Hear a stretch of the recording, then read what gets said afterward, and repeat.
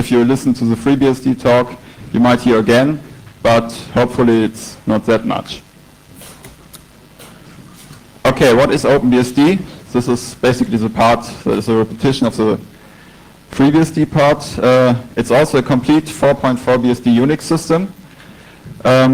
We have a kernel and a userland. And this userland includes simple tools like ls and copy and things like that, but also external programs were integrated into the OpenBSD tree, like Apache, Bind4, and other programs. OpenBSD is originally based on NetBSD. There was some dispute some years ago, and so one NetBSD core developer named Theodor Rath chose to start his own thing and began OpenBSD. So this is the main reason why OpenBSD is a multi-platform operating system. It runs on all these systems listed there. And as every good BSD, it is BSD licensed, which means you can take OpenBSD, package it, sell it, and don't give the source code to anyone, do whatever you want, as long as you credit the original developers.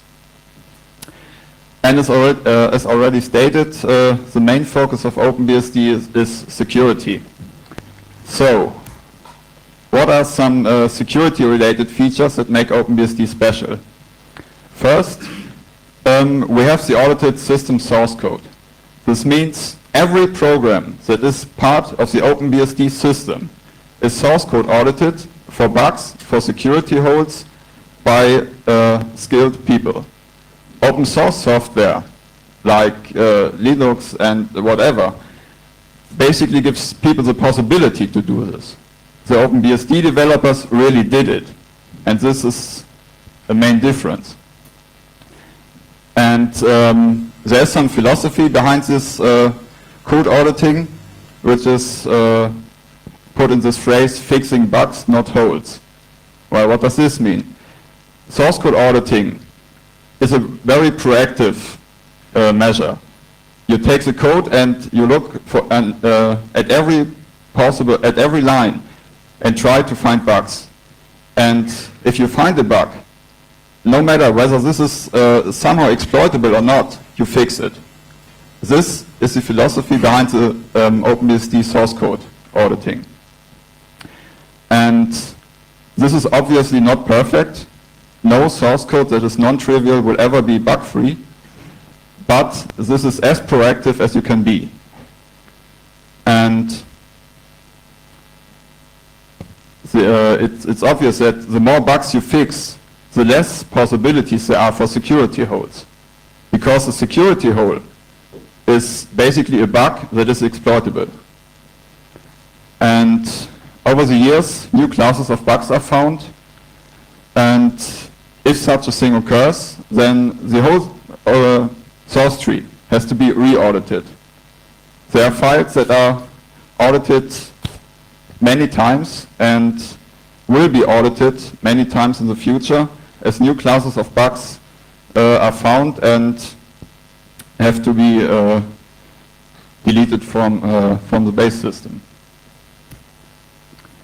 So another feature is that OpenBSD tries to be secure by default. What does this mean? First, if you install OpenBSD and start PSAX, then if you run Linux right now, you are used to having lots of services running. If you install the web server, of course it's running. If you install the name server, it is running. With OpenBSD, you have only the essential services running. Telnet off by default, FTP off, HTTPD off, and the result of this is that your machine is basically just running those services that you want it to run. You don't have to do anything to not run a service, besides a local sendmail and SSH probably. So you know your machine better. And this is basically important in times where people just install the software to try it out and leave it running a few days and then wonder why they get hacked. A lot of my friends who run Linux have web servers and everything running, and they just don't know it or just don't care or whatever. Another thing where this is a good idea is because bugs in software you don't run won't bother you. If a bug in Apache is found, but you don't run a web server, who cares? Secure by default does also mean that the default configuration of the services is as tight as possible. This means even if you want to run a web server, you say, I want to run a web server, and it starts, and still you have as much security as possible by giving you a tight default configuration. This whole system auditing has a drawback. You don't get the newest code. Even in the non-release version, as what we call current, you don't get Perl 5.7, I don't know. It's still Perl 5.61 or 5.62. This is because it doesn't make sense to track the development branches of software that we want to include into OpenBSD, because you have to audit all the patches, and you won't get anywhere with this approach. So the software that comes with OpenBSD is probably a few months old, but it's audited. And a nice thing on OpenBSD is nightly security scripts that are installed, and they run every night. The daily scripts run every night. There are weekly scripts, monthly scripts, doing some maintenance work. And what they also do is do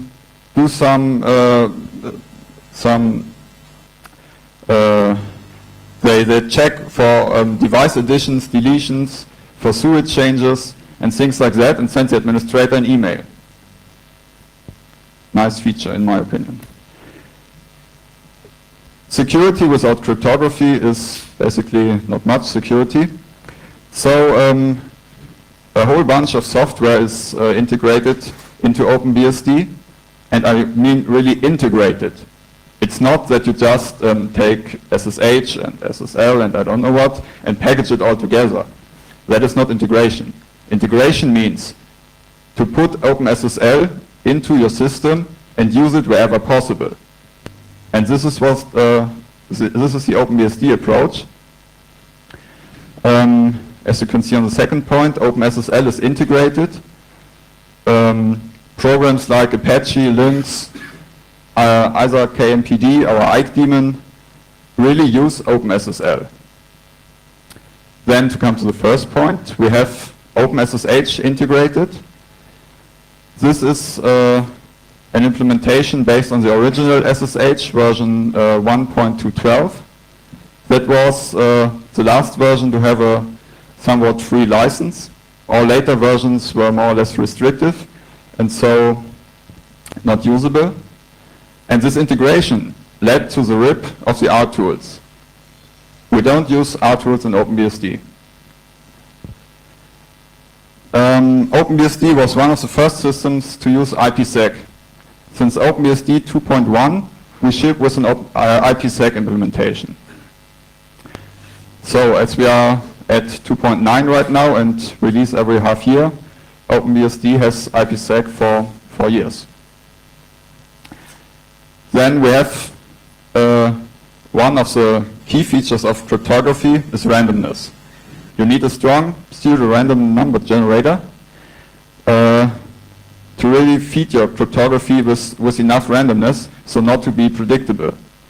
And this PRNG has undergone some development this year.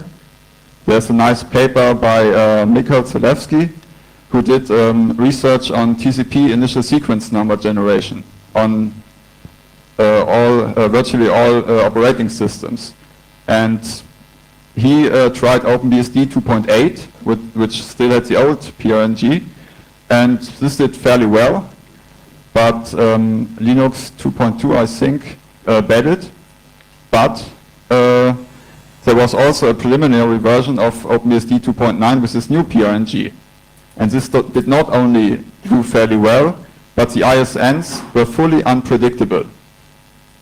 And the interesting thing on this paper, why I mention it, he did a chaotic approach, so some things about strange attractors and stuff like that.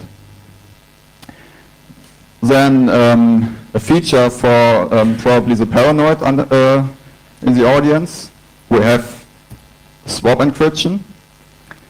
This means if you enable it, your swap space is fully encrypted. The keys are lost when you shut down the system. So if you decrypt your emails with PGP and then lose your laptop, it doesn't matter. The passphrase might be in swap, but it's absolutely non-readable. And a nice thing that Niels Provos, the author of the encryption of the swap space, probably did not know. OpenBSD was the first system to have AES support because he chose Rijndael as the algorithm. But this is coincidence. Then we have Kerberos. Kerberos as a PRNG is used throughout the system. Wherever randomness is needed, the PRNG is used. Wherever some sort of authentication is needed, it is Kerberized. You can use Kerberos for virtually every application. And last but not least, we have ASCII support in case you need some clear text login and don't want to use permanent passwords. We have all this cryptography, and processors are pretty good with this, but not really. So we have support for crypto accelerator boards in OpenBSD. Right now, 2 boards are supported. The Hyphen 7751. This is pretty old card, and by standards right now not that fast. I think this 64 megabit were done with some IPsec and triple DES encryption. This is about 6 times the speed a P3 550 can do without this card. And the other card, the Broadcom BCM 5805, is also supported in OpenBSD and is said to have about twice the speed. There are quite some other cards that are not yet integrated, but work on drivers is in progress. We talk about security, so obviously OpenBSD has a stateful packet filter, as this is state of the art. And a nice feature is the possibility to do a bridging firewall with this packet filter. You have the packet filter, and you configure your system to be a bridge rather than a router, and so you don't have IP addresses on your firewall. And without IP addresses, your box is virtually unhackable. A few words on the packet filter. Darren Reed, the programmer of IPF, probably one of the better known packet filters in BSD land, had some ideas about his license in May and published these. And this meant basically that no one was allowed to distribute versions of IPF that were patched, and these patches were not authorized by Darren Reed. The problem is OpenBSD has to patch its software to meet the standards, and one of the goals of OpenBSD is to provide a free system, free as free can be in the BSD sense. So this was unacceptable, and IPF was deleted from the tree, and for about 4 weeks OpenBSD was without a packet filter.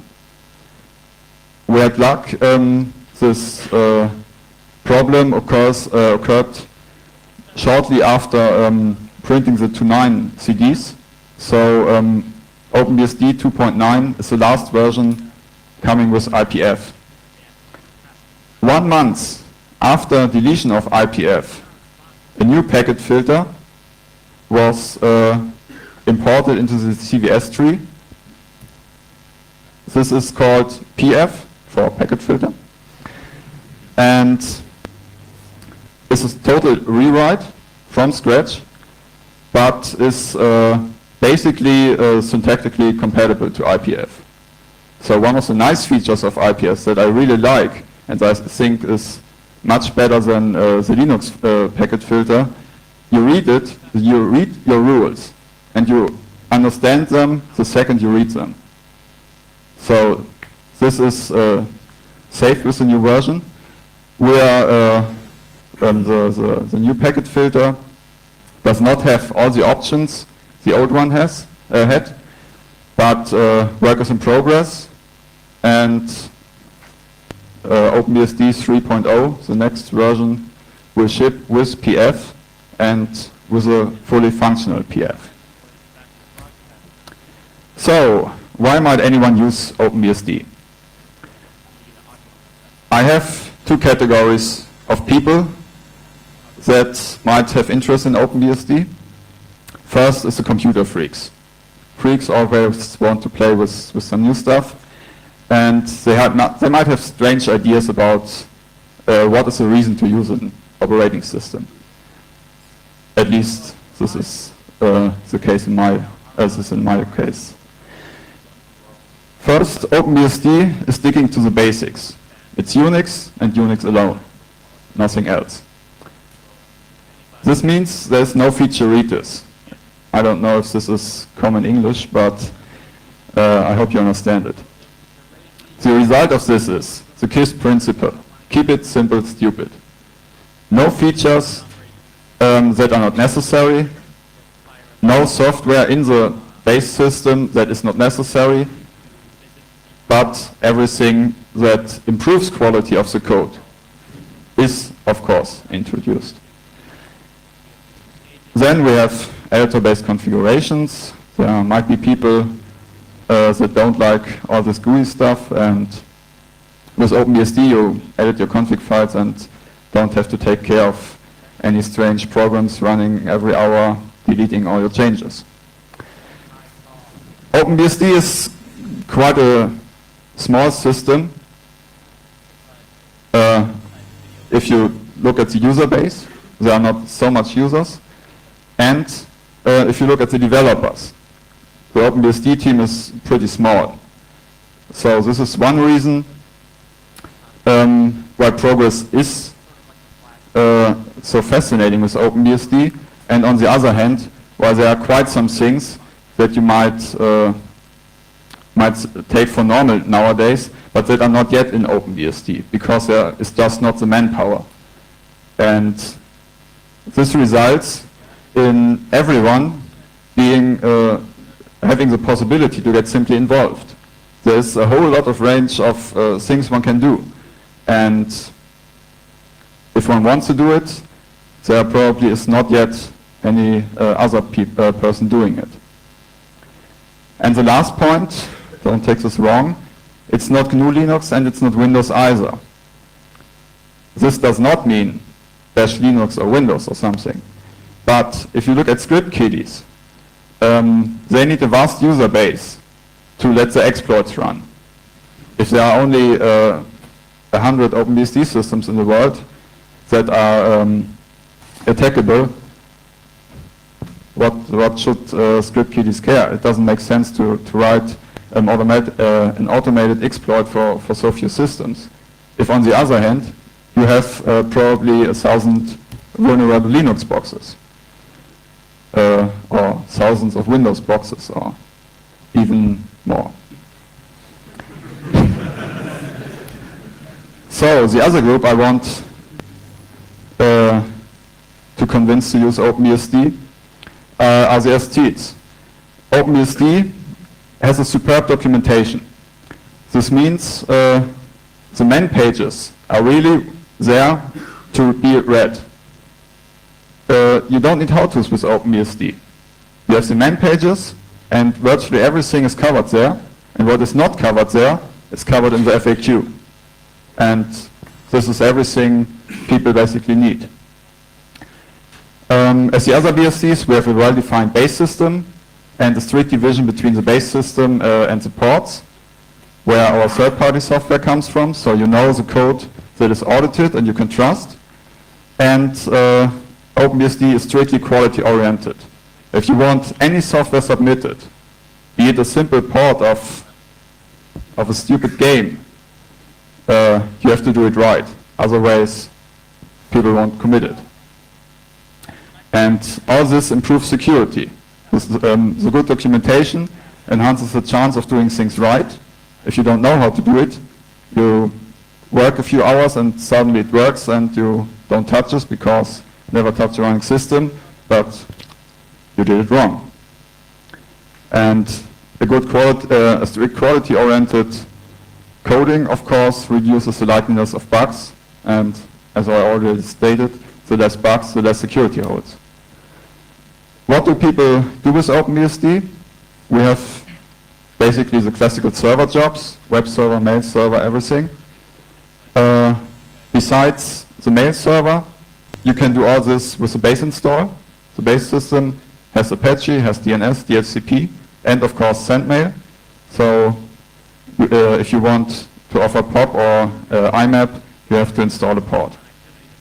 And this is extremely critical because your server is, has a problem that availability often interferes with maintenance. You cannot reboot your web server every few hours to install the latest patch. Especially not if you have some 99 point, I don't know how much nines availability. People use it as a firewall in case of complex firewall setups. OpenBSD is often used as the outermost packet filter. And then we have some IDSs stored in the ports tree, NFR, Network Flight Recorder, being developed on OpenBSD and even shipped with OpenBSD if you buy the intrusion detection appliance, and others. Then with OpenBSD you can do quite some penetration testing.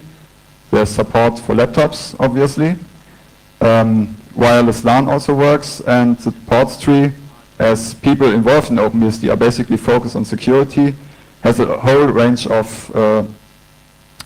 security tools. So we are not near those 3,000 ports FreeBSD has. We have about 1,400, I think. But on the system level, there are quite a few. And people can really use OpenBSD for admin consoles, because if you hack the computer the admin uses, you hack the rest. And some people even use OpenBSD as their everyday desktop computer. So, the conclusions. OpenBSD began as a spin-off. In the beginning, people often said, what is OpenBSD? Yeah, OpenBSD is just NetBSD and something extra. But right now, OpenBSD is fully mature. If you want to give it a try, we have a workshop on Sunday at 12 in the workshop tent. You can visit us there. OpenBSD has a tent. It's if you enter the area, it's on the left in the woods region. And we don't have CDs because we don't have money, but we have an FTP server. So give it a try. Thank you.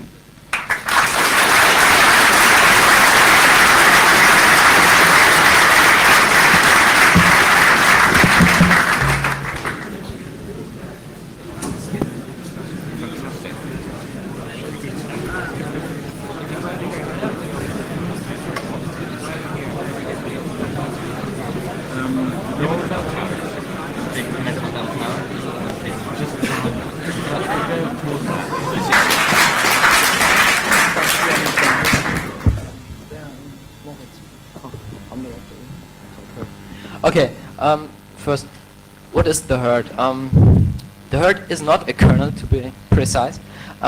It's the GNU replacement for the Unix kernel, but it is itself not a kernel. It's just a replacement, and it works very different from traditional kernels like Linux, for example, and different other traditional Unix kernels. Okay, overuse not needed. Historical. Yes, you all know Richard Stallman. He founded the GNU project, and its goal was to develop a completely free operating system, a Unix-compatible operating system. But it shouldn't be a Unix clone. It should develop new technologies, and it should be better than Unix. Okay, first, it wasn't sure which kernel we would use or which the underlying operating system would look like. But soon, some people decided that Mach would be a good choice, and since I think the Carnegie Mellon University was it, who released it under a free license, that was good. So we could use it, and we, GNU developers decided to build a multi-server operating system on top of it. And development started, and the herd booted the first time, and later the Debian GNU herd port archive was created, and yes, in 2001 it already fills 3 CD images. We'll later have a graph where we can see the progress. You have two different kernels. You have a monolithic kernel and a microkernel. A monolithic kernel is, well, you have just everything in a kernel. Your file system, your TCP IP implementation. Just everything in the kernel. A microkernel is just everything in the kernel that needs to be in the kernel. Well, that's device drivers are now in the kernel. It shouldn't be necessary. We can have device drivers in user space, but it isn't implemented yet. Well, if you look at the microkernel, it also manages tasks. It implements inter-process communication, and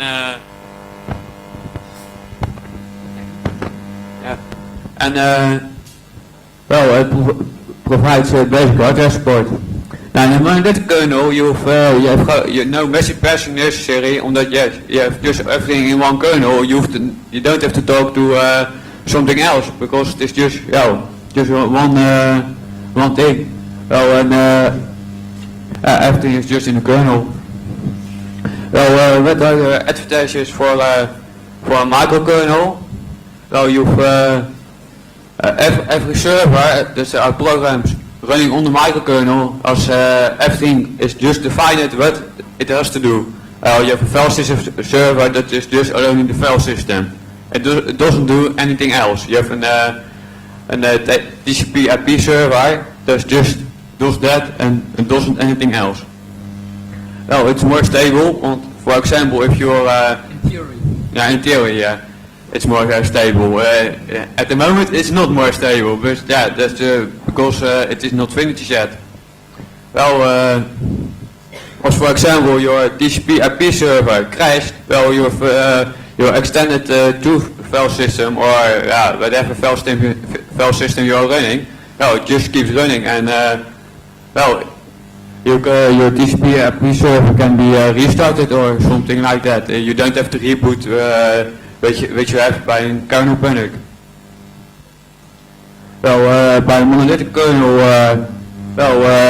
you can't put everything in the kernel.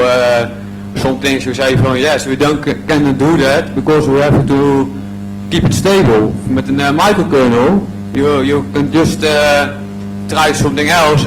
You can test it without rebooting, and if it crashes, yes, the rest of the system just keeps running. Well, you have the danger of spaghetti code. Well, if you just code in the kernel, you can go beside the interface and just speak it on with the normal thing. Well, if you change a small thing in a monolithic kernel, for example Linux, you can have big problems because if something changes, you you have to keep track of everything that makes use of that. If you just have a normal interface, you can change every code if you keep just the same interface. Well, with a microkernel you have two different systems. You have a single server and a multi-server. A single server is just one program running on a microkernel. Just it's almost the same as a monolithic kernel. As I said, it has the same problems and as well. You also have a multi-server system, which the herd is. That's everything is just put into a separate program. You have just mentioned the TCP/IP program. You have an extended 2 program.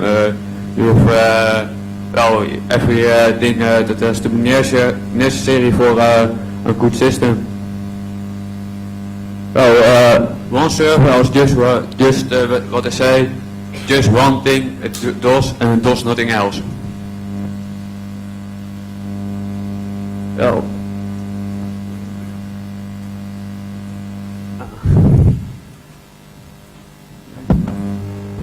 Okay, it's quite important topic because IPC, inter-process communication, is especially important in a multi-server operating system because the several system parts have to communicate effectively with each other. And Mach, the current underlying microkernel, has very big and complex and feature-rich inter-process communication facilities. There are Mach ports, which are communication channels, and there are several port writes which are needed for a task to send, receive messages through this channel. And yes, there are several rules which have to be implemented. There are send writes, send once writes, receive writes, and okay. RPCs are used by Mach for these messages which are transmitted over the ports. Okay, these are here's a nice herd feature. In traditional Mach there was a so-called name server which served the ports for tasks they needed them, and herd doesn't have such a thing. It uses a clever mechanism. We use the file system itself as a kind of name server because in herd programs can be attached to the file system. So you have files and directories, generally nodes, and you can attach real programs to them, and all file system accesses are forwarded to that program. So if you access a file, for example, for the user it looks like if you would access a normal file, but in fact there could be a program which serves that file request. There are system calls file name lookup, which are used for receiving a port for a file. They are also used for receiving a port for the herd servers, for the system servers. It's just the same. Okay. The file system servers. It's a quite important concept because herd does it cool. Files and directories are quite identical because they are just represented by ports and with some properties attached to them.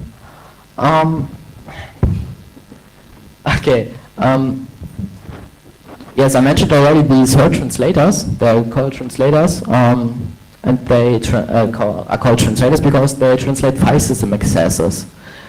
They all go through the root path, so every task knows the root path. And the C library is important because it's a layer between the herd servers and the user tasks running on the system, because it translates the normal POSIX functions into herd specific functions which are in fact calls to the Herd servers. For example, if you just open, you use the system called open. In fact, there are several Herd calls behind this call. You get a port, and then you use IO read to read something, for example. Okay. Okay, there are several kinds of translators, active and passive ones. They have different properties. The passive translators are stored in the file system, so it's an extension to the extended file system. Linux doesn't know anything about translators. Passive translators are interesting. Okay, as I already said, they are stored in the file system. That means whenever the user accesses that node to which the translator is attached, the file system notices it and thinks, hey, I have to start the translator. And it only gets started when it's needed. And they are persistent between reboots. So, for example, you could mount, well, it's not mounting on the Herd, but it's comparable. If you mount a partition at system installation time, and then you don't have to write it into a etcf step or something, because the file system remembers that you have mounted that partition at that mount point. So you don't have to keep track of such files. It does automatically.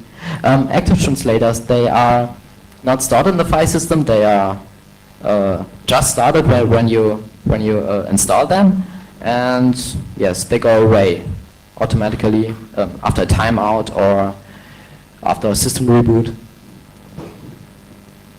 Password. Well, the Herd does it work? No? Not really. Okay. Well, the Herd is a password server. That server sits on a node in the file system. Well, basically every program can ask the password server for a port to the authentication server. The authentication server is the server which is a general Herd server which keeps track of the user identification and other things. So it can supply a password, and then if the password is right with the same username, of course, so you get a port to the authentication server, and you have that user ID. For example, if you give the root username and you give the password with it, and it's right, then you get return it with you get a port returned to the authentication server. The browser server is another important server in the Herd. It keeps track of everything which has something to do with processors, the bit, because that's not done by Mac. Well, optionally there can be an argument, but a browser does have to give an argument to the browser server. It's optional. If a program says, well, I don't need it, I don't have to give an argument on my environment variables. Well, it does have to do that. It's all optional. The program or the user who runs the program has the freedom, well, to just choose what option is the best for him. The processor was also used for mapping Mach tasks to Unix processors. It's one part to emulate a Unix system. So you have real processors, and yes, furthermore, the passive server stores information like, for example, the host name and such. Well, session groups and global configurations such as the host name and other things are just not keep a Mac, and the browser server does just that. Oh.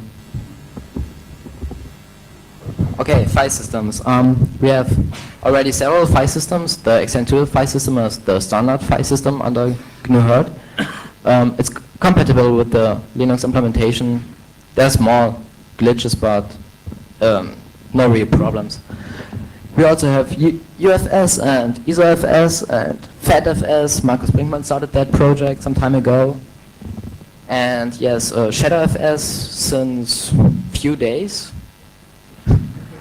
Yes, it already kind of works.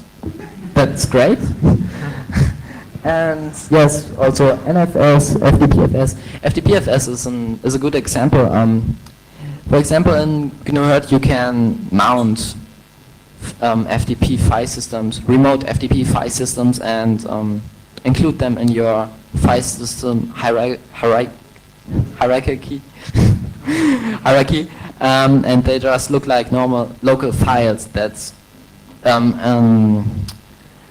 for example, shows the extensibility of the system. For example, some time ago I saw a patch for Linux which implements something similar, FTP file system. I don't know much about it, but it was a kernel patch, and yes, it was a registered file system and the kernel, and you need root access to mount file systems. Yes, that's important to point out in GNU-hurt. Many operations are not privileged operations, so any user can, for example, install translators on Node they own, and it's a goal of the herd to don't force any rules or limits, arbitrary limits on the user. The user should be able to design his system like he wants it to be. TempFS is a memory file system, so all files and such are stored in memory. What? Yes, it's similar to a RAM disk. And PartFS, I'm not sure how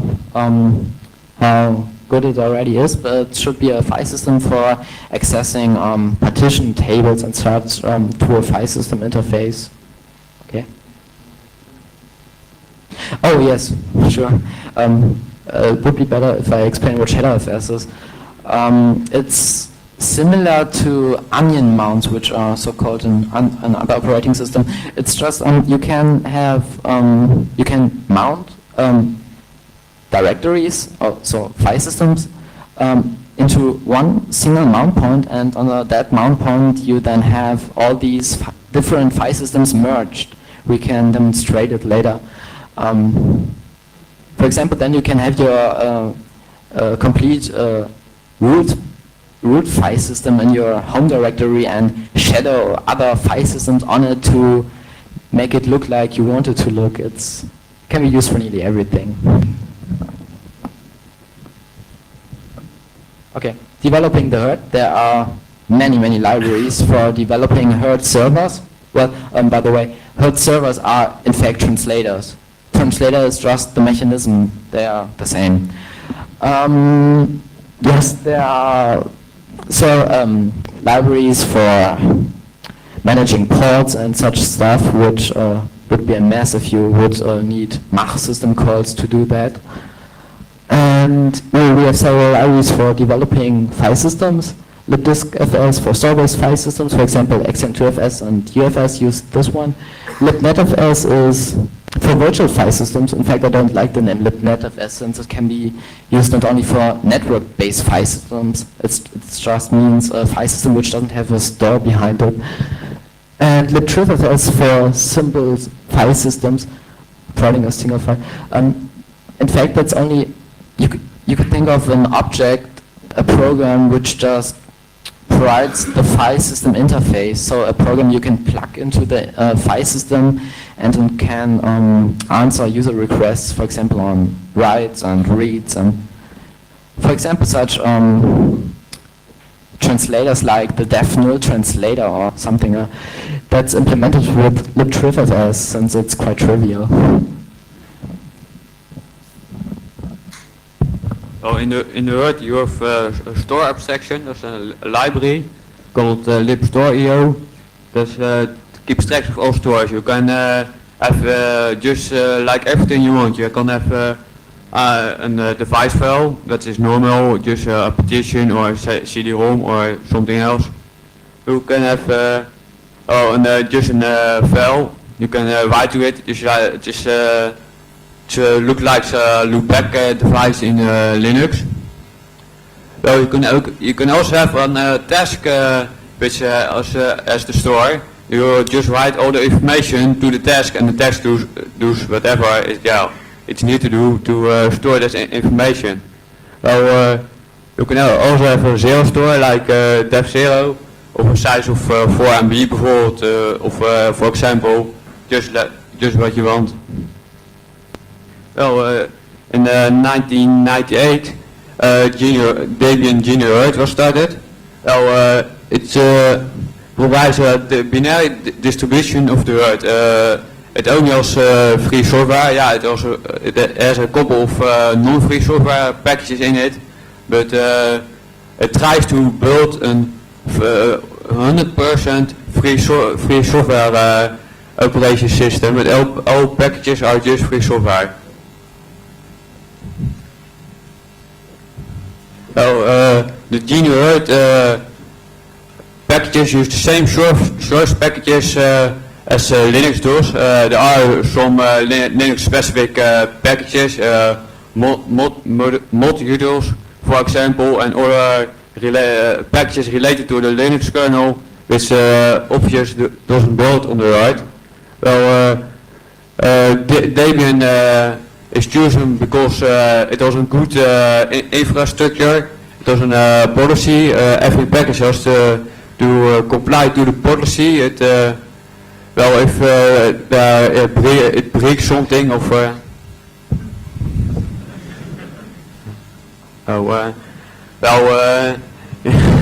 it has also an archive, good FTP site, a bug tracking system, and a good release process. I don't know if the Debian users here in here, but the stable system is well just stable. It is all bugs are out there. Yeah, we skip this because we don't have to sign. This is the graph. You can see that blue line there. So on there is the word line. 2 months ago we are just 10% of the Debian GNU Linux packages, and now we are at 40%. So we are just building a lot of packages. Just one quick statement for the people who are taking the next one. Take a look at this chart. The green one. That's what's coming up next. Hey. I would like to point out that it's mostly very easy to port packages, since there are only small unclean program techniques used, and it's mostly very easy to port and help to put that graph higher. Okay, sorry, we don't have much time left, and we would like to make a small presentation of simple simple word servers, and yes, we will do that now. Okay, here we see that with the show trends you can see which translators are installed on a node, and you see the X10 server accessing the fourth partition of the first disk is installed on MNT as a passive translator. So whenever I boot the system and go into MNT, the partition gets automatically mounted. Yes, okay. We could, yes, here we see the output of some programs running. It's quite, here we see some herd servers, for example, herd PFINet. It's our network stack, mostly taken from Linux. There are a lot of drivers and such taken from Linux. You also see boot GNU-Mach, it's a microkernel. You see the processor with the executable for executing programs, the out server, okay, and such stuff. Should we show how to translate a file system? Translate a file system, the partition, install it, or should we demonstrate ShadowFS? Okay, ShadowFS has many nifty features. 0 minutes left. Okay.